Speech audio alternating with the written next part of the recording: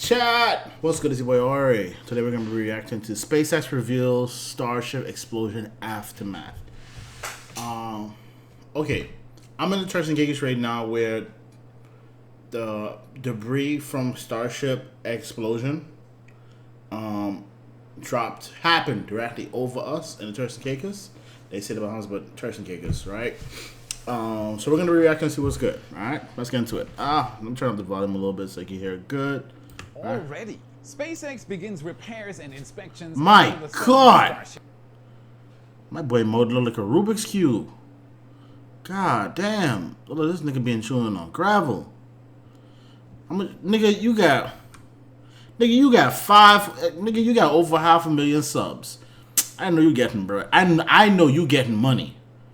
You can afford braces or a proper dental plan. My God. Ship flight. How much is needed? Ship 34 begins its testing campaign ahead of Flight 8. What's left till it's ready? Work kicks into high gear on all three of Starship's launch pads. What's the rush? SpaceX flies to the moon. Blue Origin finally makes it to orbit and almost. Let's fix it here. Alright, let me start watching man mode. My name is Felix. Welcome to What About It. Let's dive right in. Starship updates. Flight 7's dust has now settled. And if you thought that meant SpaceX would take a break, you might be off. Starbase has been flooded with activity, with new things happening at a pace that is almost unheard of, even for SpaceX. Of course, the first order of business after landing a skyscraper on a pair of chopsticks is to bring it back to the ground. And that is precisely what SpaceX did shortly after recovering the booster. Then, on the night of the 17th, just a day after getting this booster back, it was rolled down Highway 4, back to the build site, and into the Mega Bay. Welcome home, Booster 14. So, everyone give it up. Okay, question. This is gonna be okay. So I'm new to the space rocket industry. I keep track. I've been keeping track for years, but I ain't as tuned as Felix might be, right? So let me get this right. So they get the booster back. They move it the night afterwards. I guess let it cool down just in case they want to explode, right? And they do repairs on it. I'm assuming maybe a little. That's dangerous, bro. That's like a big bomb. Anything go wrong with that bitch? That clearing out. That clearing out. Damn. So I guess they do inspections the same whenever they bring it back to the mega structure, right?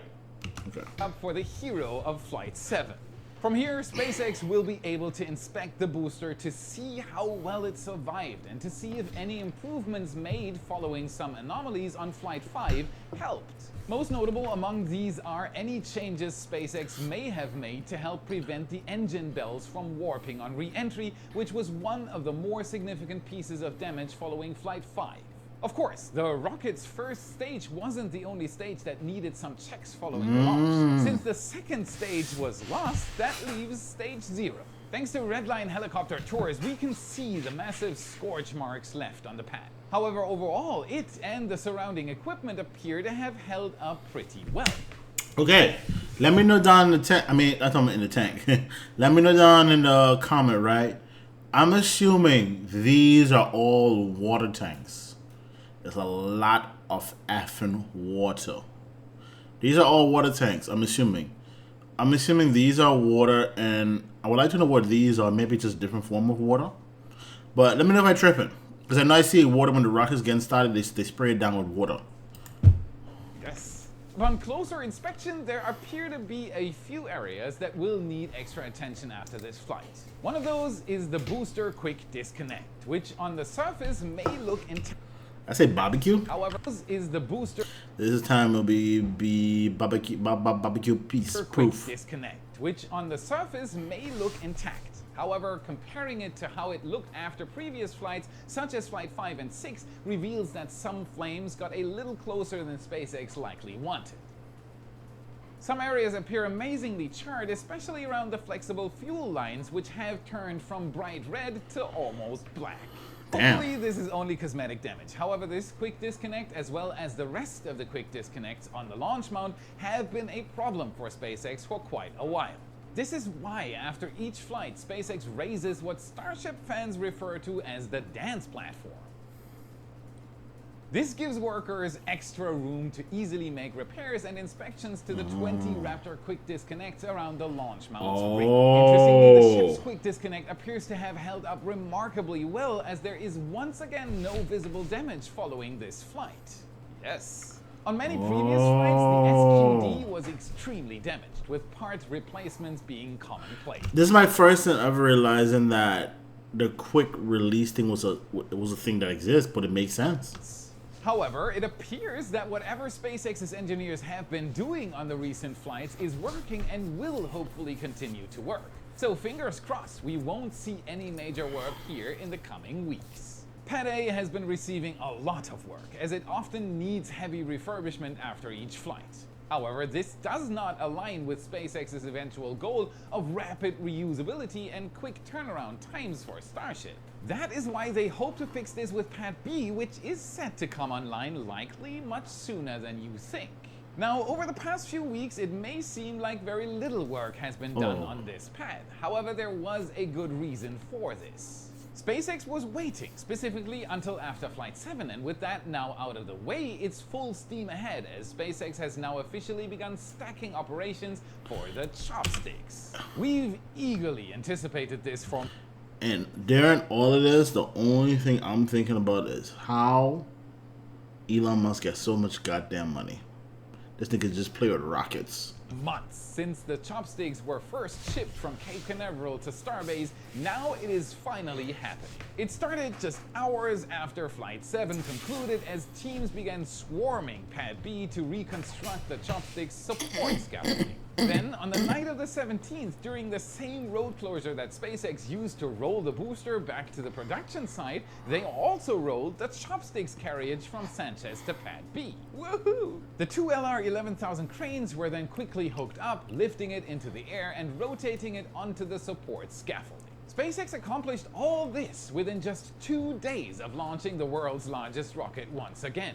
Fast doesn't even begin to describe this rate of development. And if you thought that was it, you'd be sorely mistaken, as this is all still just the tip of the iceberg. And before I tell you about that, this man already made 34 rockets? Nah, hold on. F that, nigga, they already got 34? This is all still just the tip of the iceberg. Starship 34. As this is nigga, we on 7. All still just the tip of the iceberg. And before I tell you about that, our channel metrics show over 2 million returning monthly viewers who have not subscribed yet. Help the fact that you got 2 million is crazy. Improve the channel and double check that you've hit the subscribe button to stay up to date. Like this video if you appreciate the content, and become a wise supporter for extra content.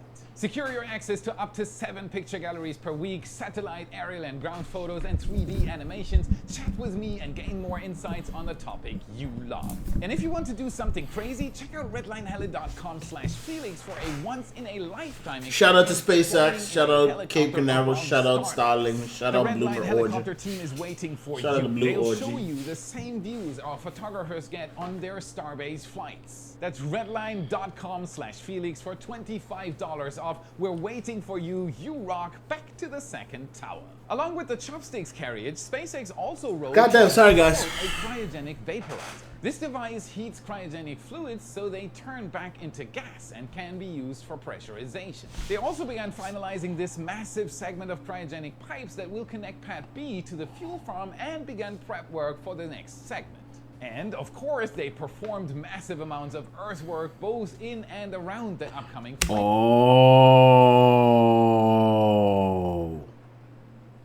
You know what makes sense? I always ask myself, how do they fuel the rockets? Through those pipes under the ground. Oh, they probably just connected, and whenever they get a fuel, like, okay. Like, if you look at the rocket, I took a notice this one time. When they start to fill with, it's called a gas, but it's more like propellant.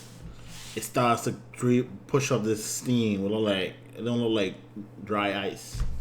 Oh, I always thought they do it like car. They probably just come through, like how they fuel a plane. I don't know why. That's how I thought. I'll be honest. But obviously, it take more and longer to fuel up than an actual airplane. Plane trench.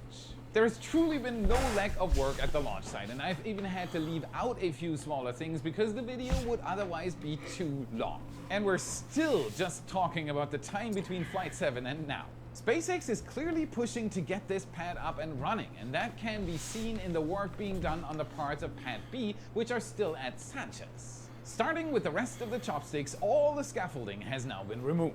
However, some minor work is still being done, such as the installation of the catch pads, which are designed to dampen the force of the chopsticks catching the booster. It shouldn't take long for SpaceX to install these, and then they'll be ready to roll these to the pad to meet the carriage. Next is the launch mount itself, which has continued to see work. They are finally That's the quick release. Gaps in the mount, which likely signals that many of the internal components have already been installed.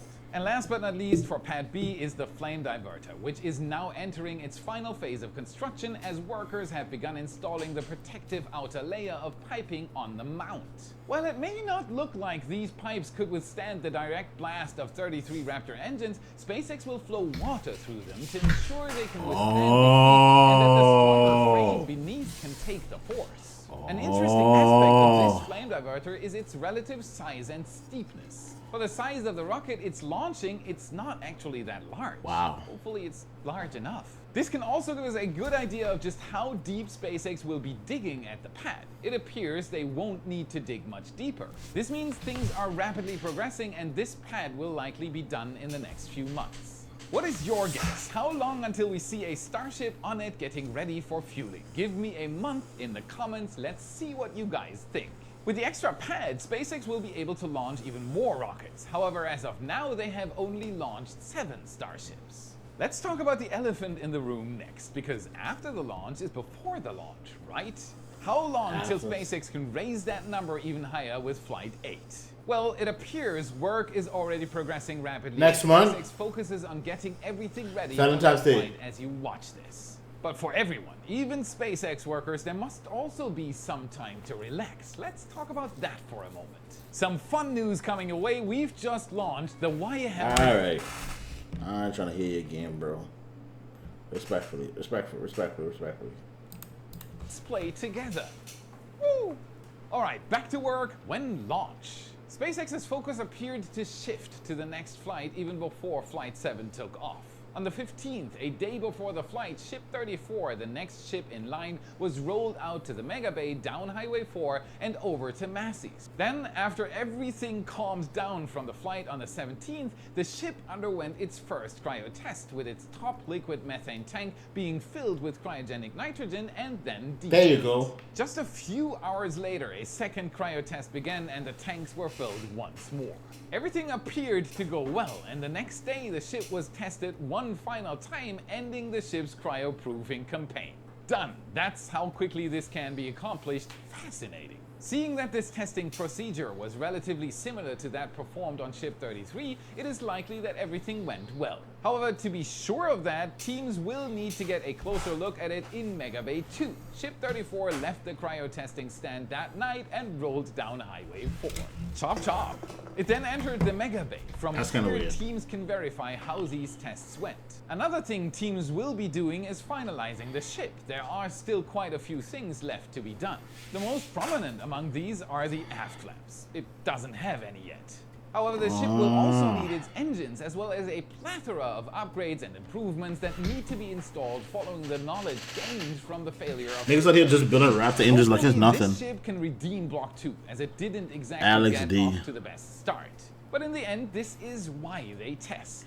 I said it on the launch live stream multiple times. If you're one of those saying that SpaceX is failing because none of the Starships are delivering payload, think again. SpaceX isn't just repeating an old rocket design. They could have just upgraded Falcon 9, arguably the most reliable rocket out there. Instead, they chose not to, and it's not the only Block 2 ship on the way. They could have gone ahead. They could in line, and now likely the first one to attempt a catch if everything goes well on the next flight is Ship 35.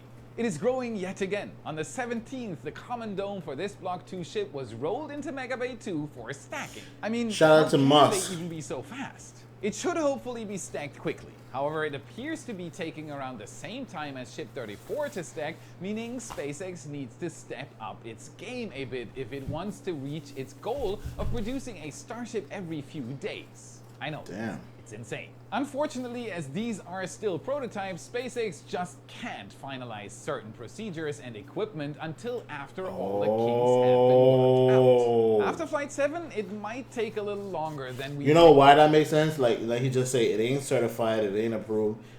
You know, so it don't make no sense doing all of that. And then you realize, oh, this is a problem and that can't work. And when that can't work, you gotta spend more money just to go fix that same problem. Makes sense. May have hoped for that to happen. But once that does happen, SpaceX will quickly exceed its 25 launches a year cap, which is currently in place at Starbase. This is why we've been watching the tower here in Florida for... Hey, y'all remember a couple years ago when you hear 25 launch a year? You'd be like, God, 25 launch a year. 25 launches probably was like... over the course of 5 years. So to do 25 launch a year is crazy work. And I mean globally. 25 launches a year globally, crazy work. A couple years ago. Any signs of activity, and we are definitely seeing some now. Massive work has yet again picked up here in my neighborhood. Yes. I guess Starbase isn't the only launch complex that has been firing on all cylinders. Blue Origin? Blue Origin? Now, the most work we have seen has been on the Florida Tower, as the original constructed Starship launch mount here was torn down. However, that is now finally changing, as continuous flight augers have been spotted drilling foundation piles, which is always the first step ahead of launch mount construction. Yes. This is huge, as now that SpaceX is beginning work on the launch mount, things should come together relatively quickly. In fact, recent satellite imagery helps to confirm this launch mount work. Just down the road at SpaceX's production facility, supports for the new design of an orbital launch mount have been spotted. This means SpaceX should begin constructing that any day now. If SpaceX can maintain the same pace as they do in Texas, this launch pad may be online before the end of the year. After all, that is the plan SpaceX announced a while back. Have a Starship pad ready at the Cape by the end of 2025. We know Starship will encounter a couple of bottlenecks when launching at a high cadence from Starbase. However, the Cape is used to rocket launches. Getting permission remember that unofficial ship? or possibly even thousands of times a year hopefully shouldn't be an issue. Not to mention, it'll be a lot easier for me to watch a launch if all I need to do is step outside, so I might be a little biased. Nonetheless, Starship getting more launch pads is nothing but a positive, and I, for one, am looking forward to being able to go anywhere in the world, or possibly even off-world, to watch a Starship launch in the future. Starship will undoubtedly change the game. However, before it comes along, the Falcon 9 has already upended the entire launch industry by offering launches at extremely competitive rates due to its reusability. Because of this, it is set to launch hundreds of missions this year, including multiple missions to the moon. The launches have officially kicked off with not one but 2 moons. Alright, let's keep it a buck. Do you niggas believe that they the US actually went to the moon? I'm gonna hear what your thoughts are. Landers heading to the moon at the same time from not only 2 different companies, but 2 entirely different countries. I'm talking about Firefly's Blue Ghost lander, which is part of NASA's Commercial Lunar Payload Services program, and iSpace's Haku-R, aka the Resilience lander. Suzuki, Japan Airlines. I don't know what none of these other goddamn signs. Oh, Citizen, American. Oh boy, not helping the Chinese. As is usual for the Falcon 9, the launch flawlessly placed both of the landers on a high-energy trajectory from where they could each then take on the rest of the way to the moon themselves. Interestingly, both landers are taking surprisingly different approaches to complete this final step to intercept the moon. They'll both land at different times, with Blue Ghost set to land in around a month, whereas Haku-R is set to land in about a month and a half. Blue Ghost is said to be pretty interesting. It'll carry numerous... It take them mother effers a month to get to the moon? Nah, you effing with me. You effing commercial with me. payloads to the moon for NASA, universities, and anyone else willing to pay. Because of that, it has numerous experiments on it, such as several cameras, a drill to measure subsurface temperatures, and what I consider to be the most interesting, numerous regolith abrasion experiments to test ways to mitigate the harmful effects of lunar regolith on certain materials such as fabric. Moon dust is like the sharpest sandpaper you can imagine. A grain of it is as sharp as a razor. Millions Damn. of razors. Not nice. This includes the EDX God damn. Dynamic Dust Shield experiment. It uses a magnetic field to form a force field and repel the charged dust particles away. For long-term habitation of the moon, it is essential to figure Niggas out falling how on. to deal with the sandpaper-like regolith, which quickly eats away most materials, such as those on a spacesuit. Not good. Hakuto R also has numerous interesting experiments on board for both public and private partners.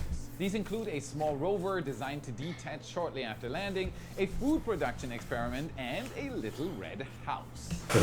Yep, iSpace has decided to fly a moon house on this lander, and the reasoning behind this makes sense. The manifest for this lander is a fair bit shorter than that of Blue Ghost's. iSpace is still testing and doesn't lander is a Okay. Assessment, completion of first orbital, complete all. It doesn't say the timelines. Oh yeah. Okay. It says several hours. 1 hour plus. 1 to 2 days. A month? I don't know what the hell that is. fair bit shorter than that of Blue Ghost's. iSpace is still testing and doesn't want to risk more valuable payloads before proving it can land on the moon. Considering their last mission didn't exactly have a happy ending, this is understandable. But whether or not it's launching a small artistic house or some next generation experiment, Yeah, artistic house is getting to crazy. the moon is a huge accomplishment. Best of luck to both landers as well as the many more that are We need more set to land on the competition. moon this year. One of the key factors of this new era of spaceflight has been rapidly dropping launch costs. 99% of this drop in price can be attributed to one rocket, the Falcon 9, as it has had a monopoly on cost-effective, reliable, and high-performance launches for the last 10 years, since it was first able to land its booster in 2015. However, after all that time, it now has a true competitor as New Glenn has finally launched. Who that? This rocket has been in development for around 13 years now, with Damn. initial development beginning in 2012, with engineers putting in thousands of hours to ensure this rocket was fully developed by the time it had its first launch. This is a different philosophy from the break it fast and build it faster mentality of SpaceX. However, it does have its upsides, as shown by New Glenn's maiden launch. After numerous delays that pushed the flight from late Shout out December New Glenn. of last New Glenn year look to like a early bullet. this month, things And I'm seemed in no promising 42. as I mean, every pre-flight test had been checked off the list. Then, as the days counted down, weather and a few technical issues began to get in the way. Then on the 13th, we were all prepped and ready as New Glenn was filled with propellant and the countdown began. And then, Oh, shit, struck. this how. Unfortunately, a leaky fuel line, which is relatively common, especially when dealing with hydrogen, led to a scrub. Fortunately, this only pushed us back a few days, and in the early morning of the 16th, just hours before Starship was set to take flight as well, New Glenn was once again fueled to the top, and this time the countdown continued. And then, These mother alphas want to sneak rockets out at night. Methane engines While at niggas night don't was sleeping. truly a sight to behold, appearing as bright as the sun as it took to the skies for the first time. All 7 of the BE-4 engines powered this gigantic rocket off the pad as its low thrust-to-weight ratio became apparent, taking the rocket a significant Low amount thrust-to-weight of time to ratio. leave the pad. Fortunately, it did I ain't successfully gonna lie, yo, leave sleep the cut pad, my and ass the right first now. stage successfully completed its mission before detaching from the second, so they could both continue their missions separately. SpaceX's camera coverage for launches has spoilers a bit, as there were very few views after stage separation. However, that doesn't mean nothing was happening, as the booster began its entry burn to slow itself down as it entered the atmosphere. Until shortly after this burn concluded, telemetry went out on the booster and never returned. Unfortunately, it was later revealed that the booster did not make it to the landing and instead appeared to have had a rapid unscheduled disassembly on re-entry. The second stage appeared to have a much better time, as its two hydrogen-powered PE-3U engines powered it all the way to orbit. Wow, so Blue Origin was successfully able to go from this tiny suborbital to possibly the third largest orbital rocket in the world and the fifth largest ever built. We still don't have a reason for why the booster didn't make the landing, with the most likely explanation being that it was lost due to entry dynamics. However, that is only speculation, and given how secretive Blue Origin typically is, it's unlikely we'll get an official explanation anytime soon. Even with the failure of the landing, this is truly an incredible accomplishment by the Blue Origin team. Ah, look at them celebrating being losers. Get a fucking job, you bum. SpaceX is the way. It to orbit is just a few hours later with Starship. They have a lot to be proud of. And I'm sure Blue Origin will be able to learn from this and have better luck with their next landing. I wish them nothing but negativity and downfall and pity. Smash the like button, subscribe for more. This is what fuels the algorithm, and this is how you can help us for free. Check out our epic shirts in your favorite Space Nerd store. A new Raptor. Oh, that's decent, not bad. 23 prices. That's crazy. $23. $24 plus taxes and plus shipping. Ooh. But if you guys enjoyed the video, smash that like button, subscribe. Shout out to Elon Musk. Shout out to Jeff Bezos. Y'all niggas doing shit. I'm out. Peace.